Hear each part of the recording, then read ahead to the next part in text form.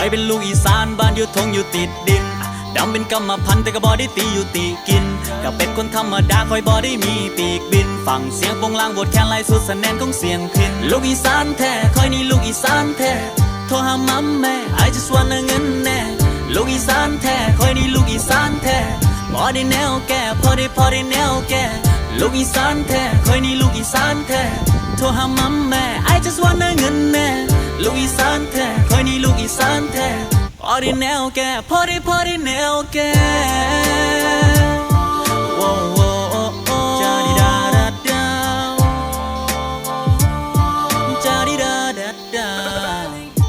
เพลงนี้ของลุยอีสานมีบุญมีงานต้องจ้างแต่หมอลำทำนองมันเสียงอีสานบอกว่าไปจ้างพวกเขากับมวนกันถ้าเจ้ายังบอกให้ร้องอย่ามัวแต่มองให้เข้ามาร้องกันมาฟ้อนลำเป็นน้ำกันเสร็จสัมพันธ์เรามานำเวลายังมารวมตัวกันมาดื่มวิสกี้